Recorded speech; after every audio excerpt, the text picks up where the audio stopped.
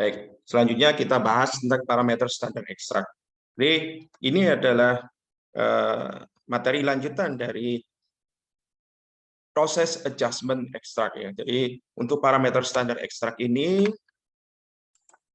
saya mengambil dari buku parameter standar umum ekstrak tumbuhan obat yang dikeluarkan oleh Badan POM gitu ya, tahun 2000. Baik, jadi ada 3 parameter begitu ya, parameter non spesifik, parameter spesifik, dan metode uji kandungan kimia ekstrak ya.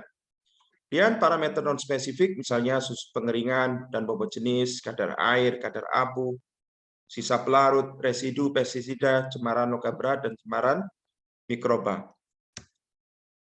Ya. Sud pengeringan ya secara singkat gitu ya, kita ya tujuannya itu untuk memberikan batasan maksimal dalam bentuk rentang tentang besarnya senyawa yang hilang pada proses pengeringan. Ya, ya caranya kita itu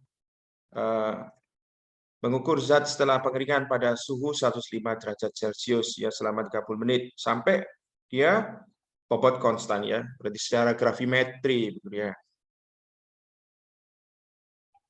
Baik. Kemudian ya ini contoh monografi di farmakope ya. Kalau ada kata-kata susut pengeringan ya, ini berarti yang dimaksud adalah susut pengeringan ya. Pada suhu 103 dan 105 derajat sehingga bobot tetap. Oke. Kemudian bobot jenis gitu ya. Biasanya untuk ekstrak cair ya kita tetapkan bobot jenis. Ya, kita menggunakan pignometer gitu ya.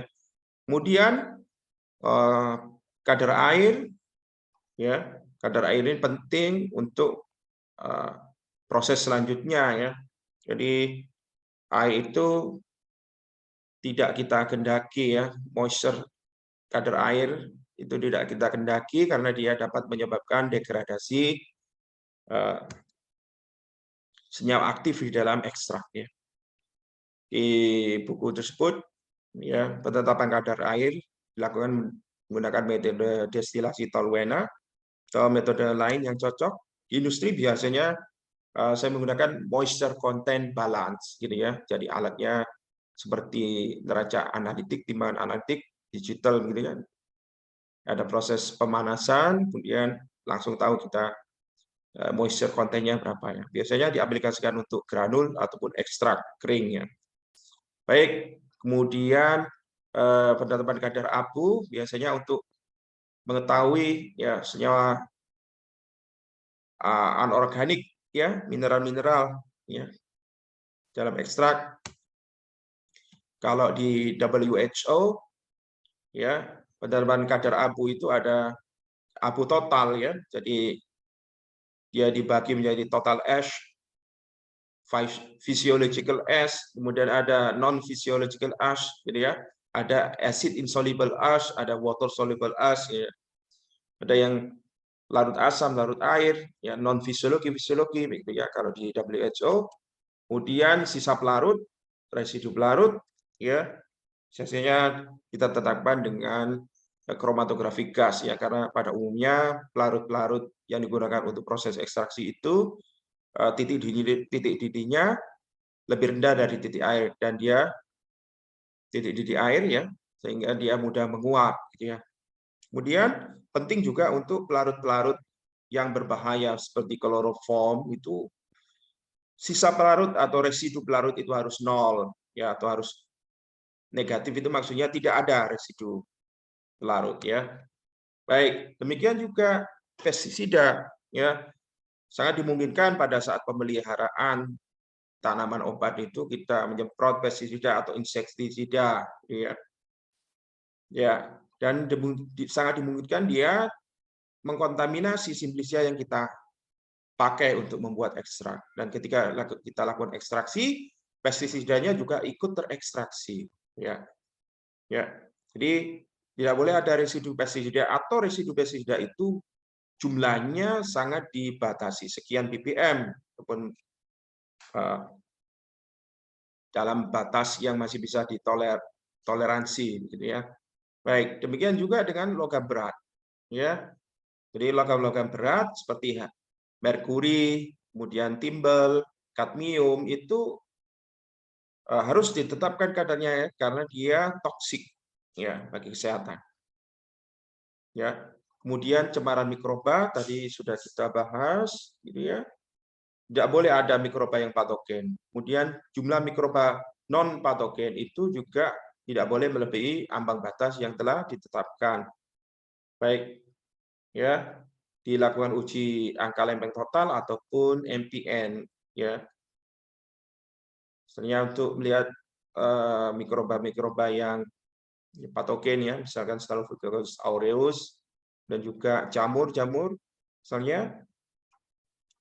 Kemudian jamur atau kapang atau khamir ya, terutama aflatoksin ya, toksin yang dihasilkan oleh jamur-jamur yang mikroskopis ya. Ya, biasanya dihasilkan oleh Aspergillus flavus gitu ya. Ya, tidak boleh ada jamurnya itu sendiri ataupun aflatoksinnya ya. Jadi ini kultur. Jadi sampel ya. Ya, ini dikulturkan begitu ya, jamurnya ditumbuhkan, kemudian ini aflatoksinnya, pemeriksaan aflatoksin yang diambil dari kultur tadi itu. Ya harus negatif begitu ya.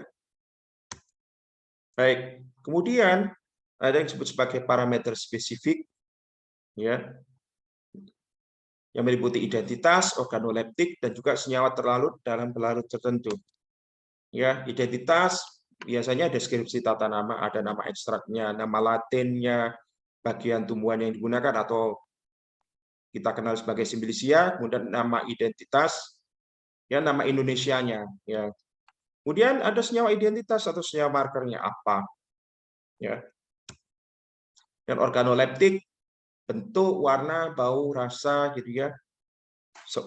Diusahakan seobjektif mungkin ekstraknya ya. Biasanya kita bandingkan dengan Farmakope Herbal Indonesia, gitu ya, atau ekstrak monografi ekstrak Indonesia ya.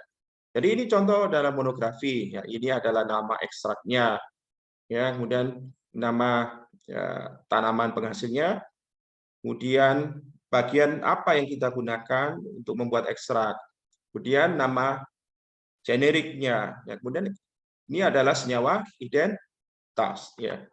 Dan bagaimana pemberiannya ya, organoleptis itu di pemberiannya ini ya. Kalau sudah jadi ekstrak bagaimana dia ciri-cirinya. Baik, kemudian penentuan senyawa terlarut dalam pelarut tertentu. Ya, kalau di Indonesia itu biasanya dikenal istilah kadar senyawa larut sari air atau sari alkohol. Ya. Ini tujuannya apa? Untuk memberikan gambaran awal berapa jumlah senyawa. Ya, kita asumsikan kelarutan ekstrak dalam alkohol ataupun kelarutan ekstrak dalam air itu kita asumsikan senyawa-senyawanya itu juga yang larut dalam alkohol sekian, dalam air sekian, gitu ya.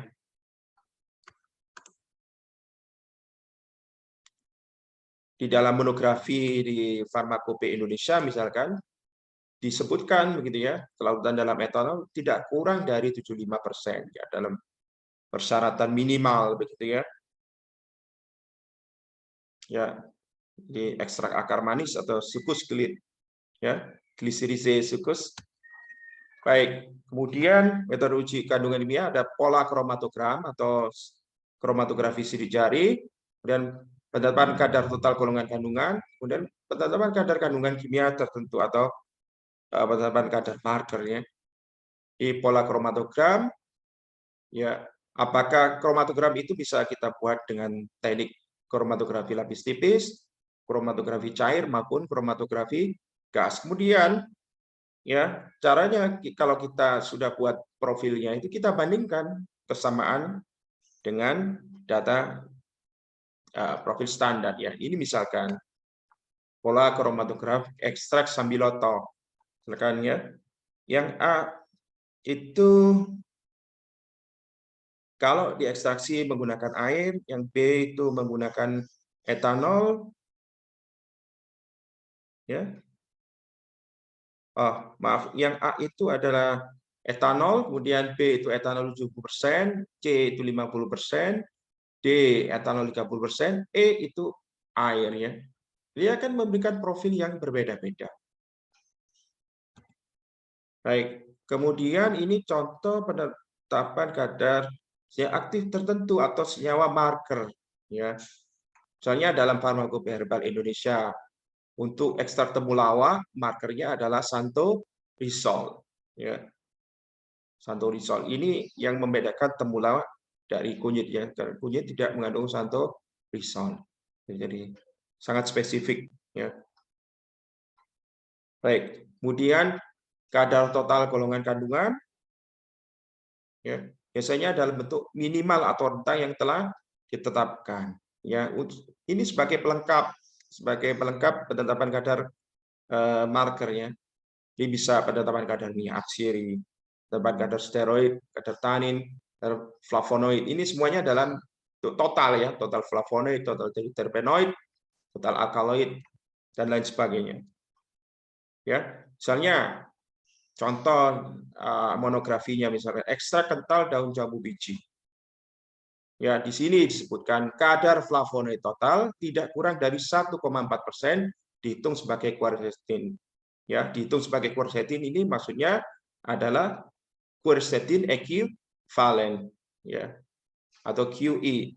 Dalam beberapa kasus tertentu misalkan polifenol total, ekstrak yang lain ya GAE misalkan gallic acid equivalent atau equivalent asam galat.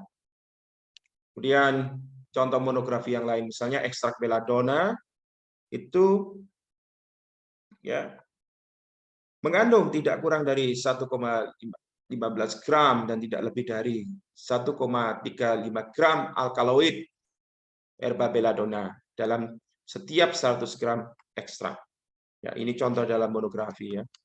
Dan rentangnya berapa begitu ya. Kita perlu membaca detail di setiap monografi di Farmakopeia ataupun Farmakopeia Herbal Indonesia ya. Baik, kemudian tadi sudah dibahas ya kadar kandungan kimia tertentu jadi kadar marker ya. Ya. Di misalnya untuk Simplicia daun jambu biji ya, ekstrak daun jambu biji ya menggunakan marker quercetin ya. Di literatur yang lain kita gunakan rutin ya. Untuk quercetin ini kita harus hidrolisis terlebih dahulu.